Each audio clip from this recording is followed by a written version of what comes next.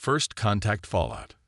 The Galactic Assembly Hall was a marvel of engineering, a vast crystalline structure floating in the neutral space between star systems. Light from distant suns refracted through its translucent walls, casting prismatic patterns across the chamber where representatives from over 30 alien civilizations gathered.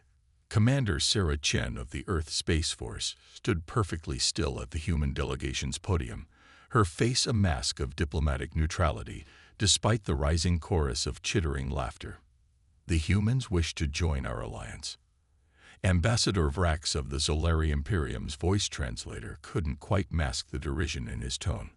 The Zolari were imposing creatures, standing nearly 8 feet tall with iridescent exoskeletons that shifted colors with their moods. Currently, Vrax's shell pulsed with mocking amber tones. They've barely mastered primitive fusion drives. Their oldest colony isn't even a full century old. Sarah maintained her composure, though her neural implant, a cutting-edge piece of human technology, undetectable to alien scanners, was recording every micro-expression, every subtle shift in the alien's body language. The diplomatic mission was going exactly as Earth's strategic command had predicted, poorly. The Confederation has always claimed to value diversity of perspective, Sarah replied, her voice steady. Humans may be newcomers to interstellar travel, but we believe we have much to offer. This statement was met with more barely restrained laughter. The gaseous Meldari representatives pulsed with colors that their translation matrix identified as amusement. The crystalline Tholians vibrated in frequencies that suggested contempt. Ambassador Xorix, a massive being composed of what appeared to be living liquid metal, flowed forward.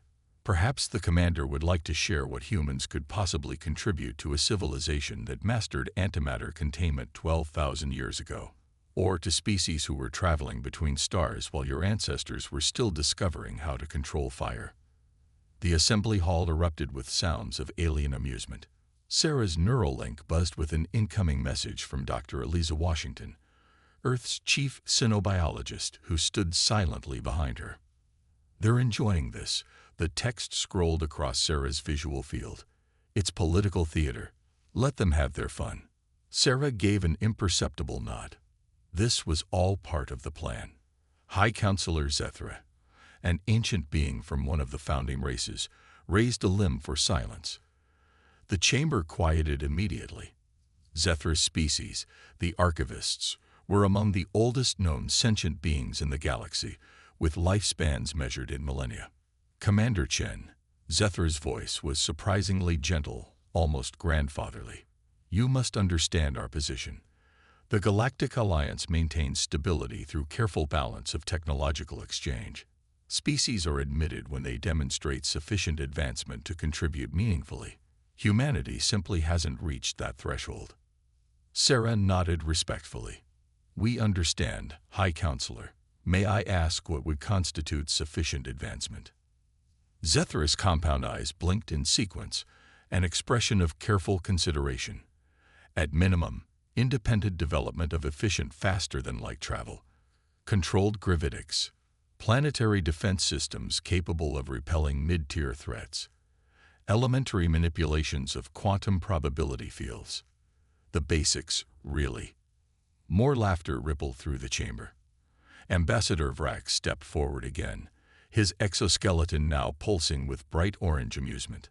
Let me show you what real technology looks like. Human, he said, activating a holographic display. This is a Zolari scout vessel. Minimal armaments, used primarily for stellar cartography. The hologram showed a sleek ship that made Earth's most advanced vessels look like primitive rockets in comparison. It bristled with technology humanity could barely comprehend. One such vessel could neutralize your entire defense fleet without sustaining damage. Vrax continued. Not that we would, of course. The Alliance is peaceful, but you should understand the vast technological gap we're discussing. Sarah studied the hologram carefully, her neural implant cataloging every detail. Impressive, she said simply. Vrax seemed disappointed by her measured response. Perhaps you'd like to share images of your most advanced vessel. For comparison, It was a trap, of course. Earth's ships would look pathetic next to alien technology. Sarah smiled thinly. I think we all know how that comparison would turn out, Ambassador. But technology isn't the only measure of a civilization's worth. High Counselor Zethra made a sound that the translator rendered as thoughtful agreement. Well said, Commander. Nevertheless, the Council's position remains unchanged. Humanity's application for membership is denied at this time.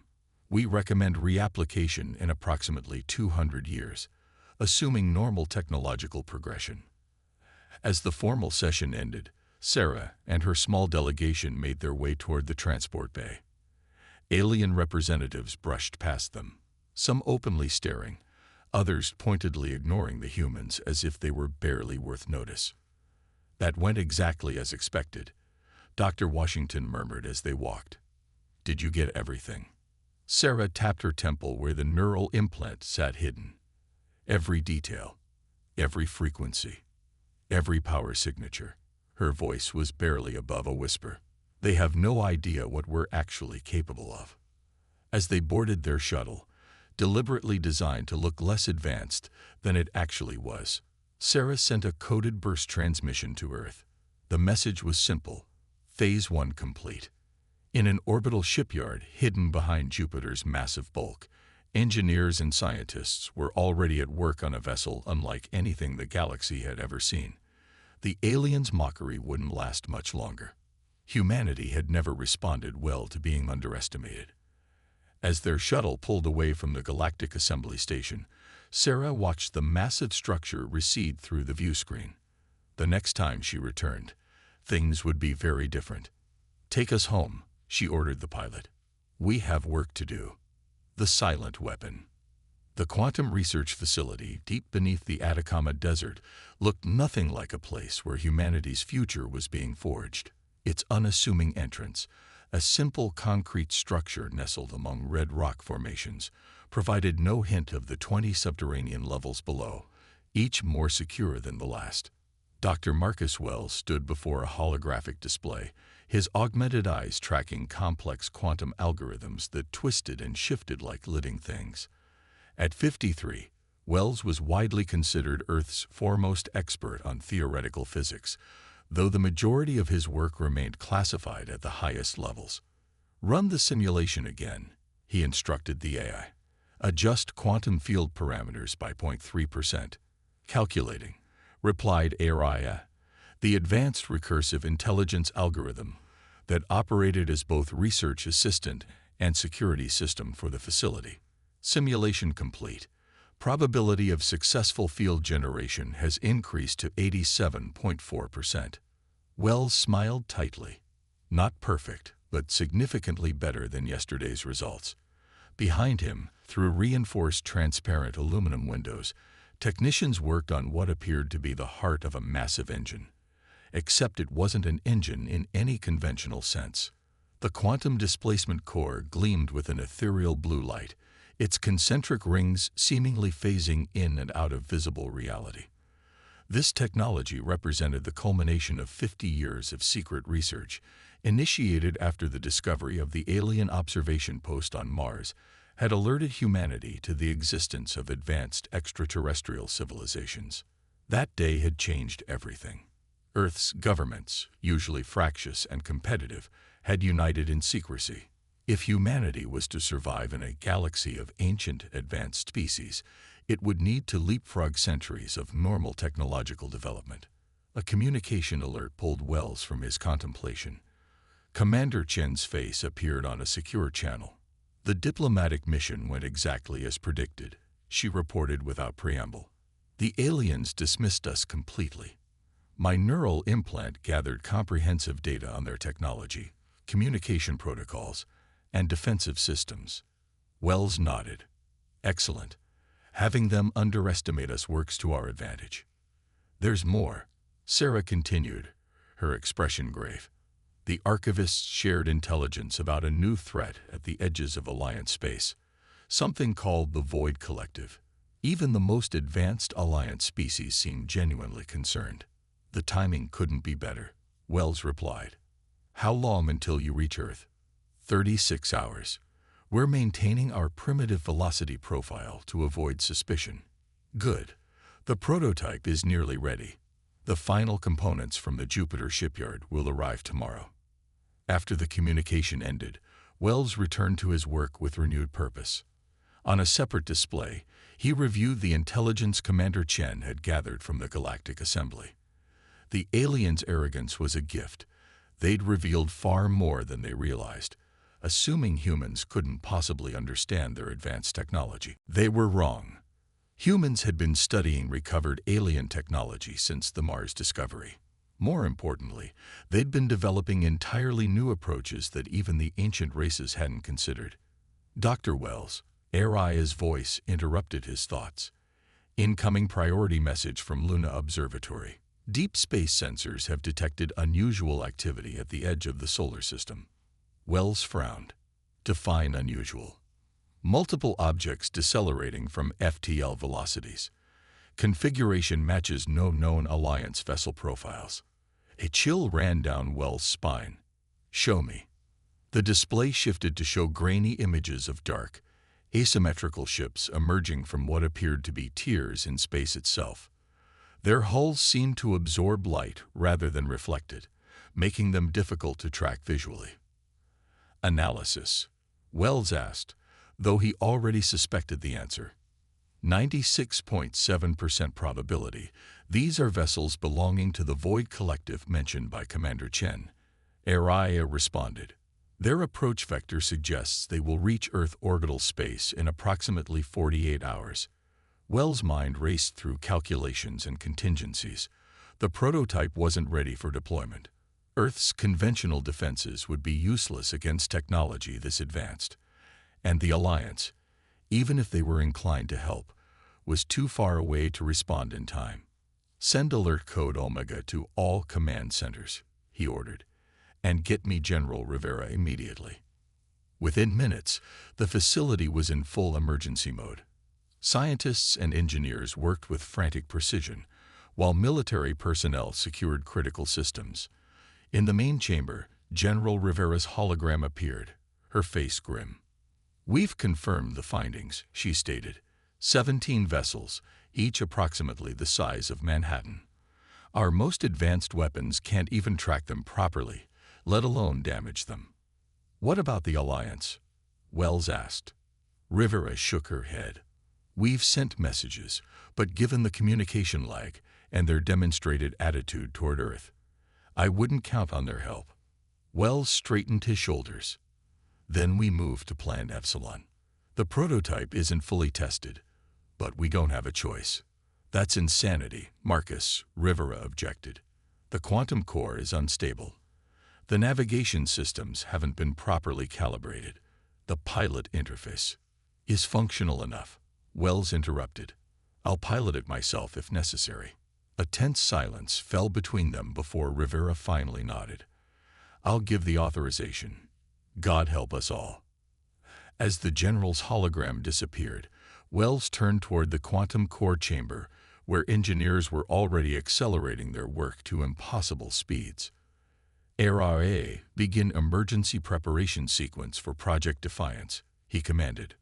Warning, the AI responded. Premature deployment carries significant risks to both the vessel and pilot. Noted. Proceed anyway. In the depths of space beyond Neptune's orbit, the dark ships of the Void Collective continued their inexorable approach toward Earth, their intentions unknown but almost certainly hostile. They had chosen Earth, likely assuming it would be an easy target, a primitive world on the fringes of Alliance space, barely worth notice. They were about to discover how gravely they had miscalculated. Humanity's response. The Void Collective's advanced ships entered Earth orbital space precisely 43 hours after their initial detection. They moved with predatory grace, their black hulls seeming to bend light around them. Earth's major cities went dark as a precautionary measure, leaving only the glow of oceans and the thin line of atmosphere visible from space. To the approaching aliens, it might have appeared that humanity was cowering in fear. Nothing could be further from the truth. In the command center beneath the Atacama Desert, Commander Sarah Chen stepped onto the bridge of humanity's secret weapon. The ESS Defiance didn't look like a conventional warship. Its hull was a complex lattice of quantum-entangled materials that seemed to exist partially out of phase with normal reality. The bridge itself was minimalist, designed for a crew of 3: commander, systems specialist, and quantum navigator. Neural interface active, Sarah announced as she settled into the command chair, feeling the familiar tingle as her implant synchronized with the ship's systems. Dr. Wells and General Rivera watched from the observation platform above. Remember, the Defiance isn't designed for direct confrontation, Wells cautioned through the comm. Its strength is in quantum manipulation. You'll essentially be rewriting the rules of physics in localized space. Understood, Sarah replied. Her neural implant integrated deeper with the ship, creating a sensation like becoming part of something vast and complex. Through the ship's sensors, she could perceive the void vessels in orbit, their strange geometries, their weapons charging, their communication signals pulsing in alien rhythms. "AI, status report," she commanded. "Quantum displacement drive at 92% efficiency," the AI responded. "Probability field generators online. Adaptive defense matrices calibrated. All systems functional within acceptable parameters." General Rivera's voice came through the comm. "Satellites confirmed the void ships are deploying smaller craft toward major population centers. We're out of time." Sarah took a deep breath. Initiating quantum jump. Emergence point. High Earth orbit, within engagement range of void command vessel. The Defiance didn't accelerate in any conventional sense. There was no feeling of movement, no roar of engines. One moment the ship was in the underground facility. The next, it existed in orbit, directly in the path of the largest void vessel. The effect on the alien fleet was immediate and dramatic. Their formations scattered. Energy weapons charging as they registered the sudden appearance of an unknown ship. The void command vessel, a massive construct of dark, angular segments, oriented toward the Defiance. "They're scanning us," Araya reported. "I'm detecting energy buildups consistent with weapons systems charging." Sarah smiled grimly. "Let them fire first." She didn't have to wait long. The void vessel released a barrage of energy that should have vaporized the Defiance instantly. Instead, something extraordinary happened. The quantum field around the human ship shimmered, and the energy simply disappeared. Not deflected, not absorbed. The attack ceased to exist, as if it had never been fired at all. Through her neural link, Sarah sent a simple message across all frequencies, translated into the strange harmonic language of the Void Collective that ARIA had deciphered from their communications. "This is Commander Sarah Chen of Earth. You have entered sovereign human space without authorization. You will power down your weapons and withdraw immediately, or we will respond with appropriate force." The response came in the form of another, more powerful attack. This time, 3 void vessels fired simultaneously, their combined energy output enough to crack a small moon. The Defiance's quantum field expanded, and once again, the attacks simply vanished. But this time, the human ship responded. Sarah didn't target the void vessels directly. Instead, she focused on the space between them. "Activate probability cascade," she ordered. The quantum engines hummed as the Defiance began its true work, not as a weapon that destroyed, but as a tool that rewrote reality. In carefully calculated volumes of space, the laws of physics began to change. Propulsion systems that depended on specific quantum interactions suddenly found those interactions impossible. Weapons that manipulated spatial dimensions found the dimensions themselves uncooperative. One by one, the smaller void ships began to drift, their systems failing as the fundamental rules they operated on were locally rewritten. The command vessel managed to maintain functionality longer, its more advanced systems adapting to the changing conditions. "They're preparing to jump to FTL," Araya warned. "Not happening," Sarah replied, directing the Defiance into a quantum-entangled state with the void command ship. Now, wherever the alien vessel went, the Defiance would instantaneously follow. They were locked together in a dance across quantum possibilities. The Void commander seemed to realize the situation. All attacks ceased. After a tense moment, a communication signal pulsed from the alien vessel. Translation. Sarah asked. They're requesting terms of surrender. Araya reported, surprise evident even in her synthetic voice. Before Sarah could respond, another alert sounded. Multiple FTL signatures detected. Alliance vessels approaching. A fleet of ships emerged from faster-than-light travel. The sleek designs of the Zolari, the crystalline structures of the Tholians, and the massive living ships of the Archivists. They had responded to Earth's distress call after all, arriving just in time to witness the aftermath. Sarah opened a channel to the Alliance flagship. Ambassador Vrax's face appeared, his exoskeleton now pulsing with shocked blue patterns. Commander Chen. Confusion filled his voice. How? What did we just witness? Our sensors indicate you neutralized the Void fleet with a single vessel. Technology like this should be impossible for your species. Sarah allowed herself a small smile. As I mentioned during our meeting, Ambassador, technology isn't the only measure of a civilization's worth. Humanity's greatest strength has always been our ability to innovate in unexpected ways. High Counselor Zethra joined the communication. The Alliance has been battling the Void Collective for decades, Commander. We've lost entire systems to their advances. Yet you disabled their fleet without destroying a single vessel. The Council would very much like to understand how this was accomplished. I believe that can be arranged, Sarah replied. Perhaps we should reconsider Earth's application for Alliance membership. As equals, of course. The silence that followed spoke volumes. Finally, Zethra inclined his ancient head in a gesture of respect. The Council will convene immediately upon our return. I believe I can safely say that our previous assessment of humanity was incomplete. As the Alliance fleet secured the disabled Void vessels, Sarah directed the Defiance into a position alongside the Archivist flagship, a deliberate display of technological parity. In the command center below, Dr. Wells and General Rivera exchanged satisfied glances. Phase 3 complete, Wells murmured. Faster than we expected. Rivera nodded. Humanity's position in the galaxy just changed forever. Aboard the Defiance, Sarah sent a final communication to Earth, encrypted so only those with the highest clearance would understand its significance. The stars are ours now. All of them. The humans who had been mocked, underestimated, and dismissed had just become the most sought-after allies in the galaxy, not through conquest or aggression, but through ingenuity, adaptation, and the uniquely human ability to think beyond established paradigms. The laughter had stopped, the smiles had faded, and humanity stood ready to take its rightful place among the stars.